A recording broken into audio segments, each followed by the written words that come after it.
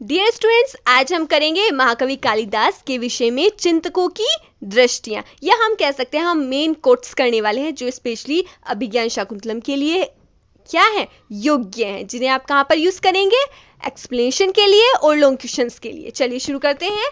ये आप महाकवि कालिदास के अभिज्ञान शाकुंतलम के लिए यूज करेंगे या फिर स्पेशली चतुर्थ अंक के लिए। ठीक है, ध्यान दीजिए। काव्येषु नाटकम रम्यम तत्रापि च शकुंतला तत्रापि च चतुर्थ अंकः तत्र श्लोक चातुष्टयम। देखिए, यदि संपूर्ण श्लोक यूज करेंगे आप तो कहां पर यूज करेंगे, चतुर्थ अंक के महत्व पर। ठीक है, यदि आ जाए शकुंतला अभिज्ञान शाकुंतलम पर तो आप यदि एक लाइन भी लिखेंगे तो भी अच्छा है, और यदि आप पूरा संपूर्ण श्लोक लिखेंगे तो बहुत अच्छा है।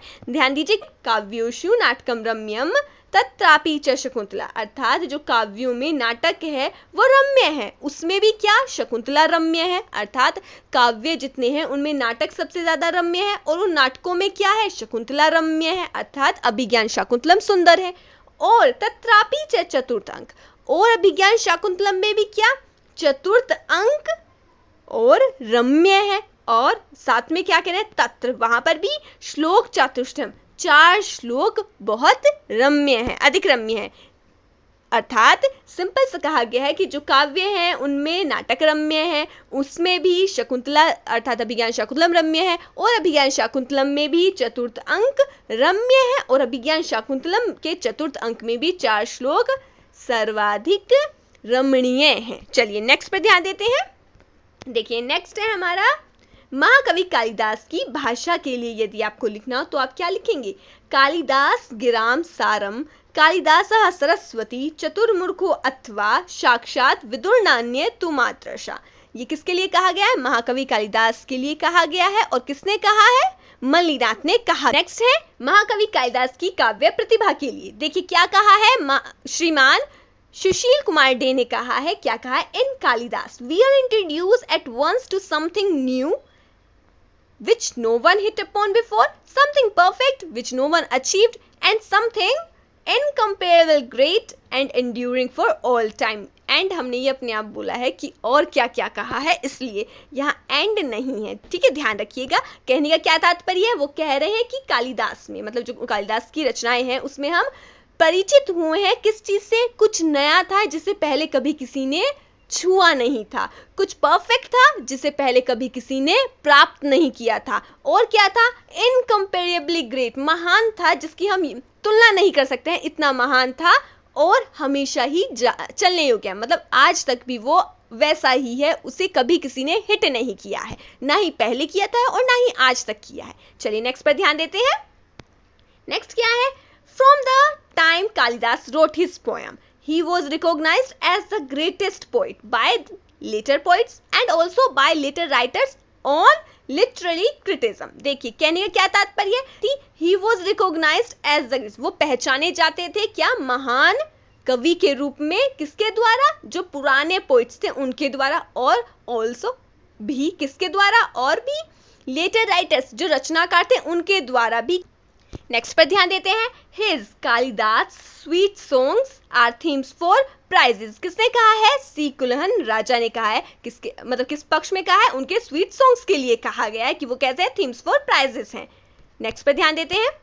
देखिए नेक्स्ट क्या है, Kalidas is a name which is the magic wind of Indian in the world's poetic literature. क्या कह रहे हैं, कह रहे हैं कि जो कालिदास है वो कैसा नाम है, वो मैजिक विंड है इंडियंस की। मैजिक विंड मतलब जादू की छड़ी है भारतीयों की। कालिदास जो नाम है वो क्या है, जादू की छड़ी है भारतीयों की, किस संसार में, in the world's poetic literature, अर्थात जो पद्य साहित्य है उसमें कालिदास एक ऐसा नाम है जो क्या है, जादू की छड़ी है। किसने कहा है, एम कृष्णाचार्य ने कहा है। यदि हम बात करें एक महाकवि कालिदास के कवित्व पर तो हम क्या लिखेंगे, Kalidas is a poet of people, wrote about the people and for the people, the best ever. क्या कह रहे हैं, जो कालिदास हैं वो व्यक्तियों के, जो व्यक्ति हैं उनके कवि हैं, उन्होंने लिखा किस पर है, व्यक्तियों के विषय पर ही लिखा है, और फॉर द पीपल, और किसके लिए लिखा है, व्यक्तियों के लिए ही लिखा है। ठीक है, नेक्स्ट पर ध्यान देते हैं। नेक्स्ट है पुरा कविनाम गणना प्रसंगे कनिष्ठिकाधिष्ठित कालिदासा अद्यापि तत्तुल्य कवेर भवाद अनामिका सार्थवती बभूवः। कहने का क्या तात्पर्य, कह रहे हैं कि जिस समय जो कवियों की गणना होती है उस समय क्या है, जो महाकवि कालिदास का नाम है वो कहां पर है, कनिष्ठिका पर गिना जाता है। तत्तुल्य कवे भवाद अनामिका सार्थवती बभूवः। ये किस में आएगी सुक्ति, यदि बात करें हम, सोचिए आप किस चीज में लिखेंगे आप ये, यदि आपको ये सुक्ति लिखनी हो तो ये किस पर लिखी जाएगी, वेरी गुड, ये हम लिखेंगे उनके कवित्व पर ही। ठीक है, नेक्स्ट पर ध्यान देते हैं। नेक्स्ट है हमारा जो आपके सामने श्लोक है, ये महाकवि कालिदास के किस विषय पर है, देखिए गिराम अर्थात भाषा पर है। देखिए मल्लिनाथ ने कहा है, जो मल्लिनाथ महोदय हैं उन्होंने कहा है महाकवि कालिदास के लिए, क्या कह रहे हैं, कालिदास गिराम सारम कालिदासः सरस्वती चतुर्मुखो अथवा साक्षात विदुर्नान्य तु मादृशा। ये महाकवि कालिदास के लिए मल्लिनाथ महोदय ने कहा है। किस पक्ष में है, भाषा के लिए कहा गया है उनकी। ठीक है, नेक्स्ट पर ध्यान दीजिए। यदि आ जाए व्यंजना के लिए, आपको लिखना पड़ जाए, कहीं पर भी कोई श्लोक हो उसमें व्यंजना प्रयुक्त हुई हो, तो आप वहां पर क्या लिखेंगे, जब आप उसकी एक्सप्लेनेशन करेंगे तो आप ये कोट लिख सकते हैं, बहुत सिंपल है। देखिए क्या कह रहे हैं, but Kalidas like Shakespeare, Kalidas किसके जैसे हैं, लेकिन शेक्सपियर के जैसे, suggest more than he express, जितना उन्होंने एक्सप्रेस किया है उससे ज्यादा सजेस्ट किया है, किसकी तरह, शेक्सपियर की तरह। और ये भी ध्यान रखिए, जिस तरह जो इंग्लिश लिटरेचर है उसमें शेक्सपियर है, सेम एज इट इज जो संस्कृत साहित्य है उसमें कौन है, महाकवि कालिदास हैं। ठीक है, नेक्स्ट पर ध्यान देते हैं। महाकवि कालिदास के किसके लिए कहा गया है, ये बहुज्ञता के लिए कहा गया है। देखिए क्या कह रहे हैं, महाकविम कालिदासम वंदे वाग देवता गुरुम यज्ञाने विश्वम भाति दर्पणे प्रतिबिंबवत्। ठीक है, यदि हम बात करें महाकवि कालिदास के अलंकार योजना की, तो आप क्या लिख सकते हैं उसमें, वेरी गुड, जैसे कि आप सभी जानते हैं उपमा के लिए कालिदास प्रसिद्ध है, तो आप सिंपली लिख दीजिए उपमा कालिदासस्य। ठीक है, उम्मीद करते हैं यह वीडियो आपके लिए सहायक सिद्ध रही होगी।